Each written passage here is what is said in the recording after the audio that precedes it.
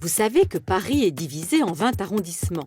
Mais savez-vous de quand date cette organisation? Séverine Bavon nous raconte l'histoire des arrondissements parisiens. Paris est un escargot. Certes, Paris ne mange pas de salade, mais c'est un escargot quand même. Un escargot d'arrondissement. Un arrondissement, c'est une division administrative avec à sa tête un maire élu. À Paris, il y en a 20, numérotés de 1 à 20, qui forment une spirale qui part du centre, un escargot. Situons ensemble dans ce dédale quelques lieux connus de tous. Le musée du Louvre se trouve dans le 1er arrondissement. La Tour Eiffel dans le 7e, les Champs-Élysées sont dans le 8e et le Sacré-Cœur dans le 18e. Mais pour les Parisiens, les arrondissements ne sont pas uniquement des zones administratives ou géographiques. Ce sont des univers.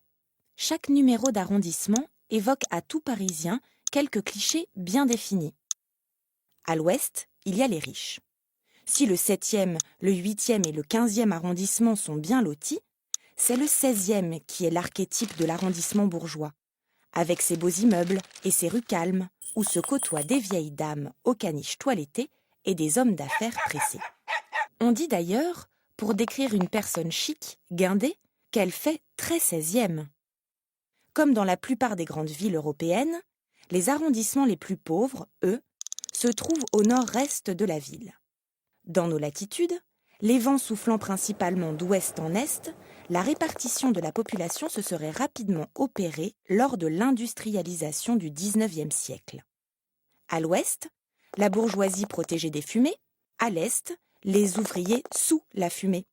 Ainsi, on trouve toujours les Parisiens les plus populaires ainsi que beaucoup d'immigrés du Maghreb, d'Asie ou d'Afrique noire dans les 18e, 19e et 20e arrondissements.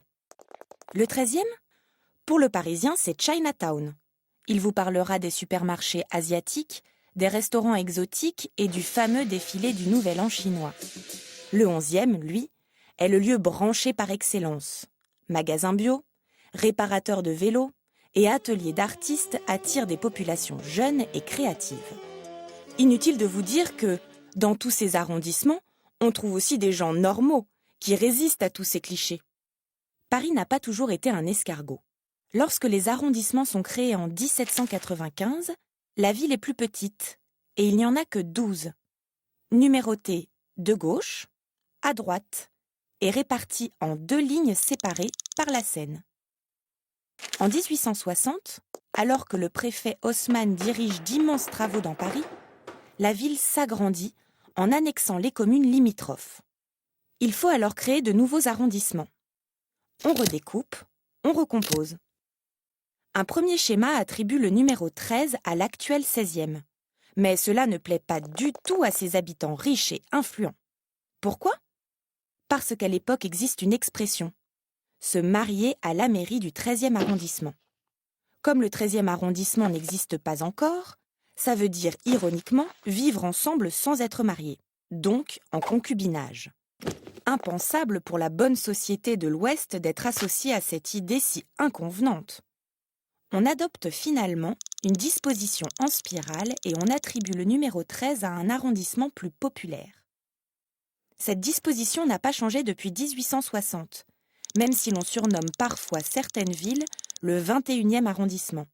Deauville, par exemple, station balnéaire normande à 1h30 de Paris, où l'on trouve le week-end presque plus de Parisiens que de Deauvillais.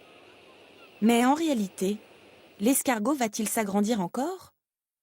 Il semble que l'avenir de Paris se prépare actuellement dans les bureaux du président de la République. Nicolas Sarkozy rêve du Grand Paris. Le Grand Paris, encore au stade d'ébauche, viserait à créer une vaste métropole en reliant Paris et ses banlieues. Et ça serait pour quand ce grand projet? Dans les années 2020. Et oui, c'est lent, un escargot.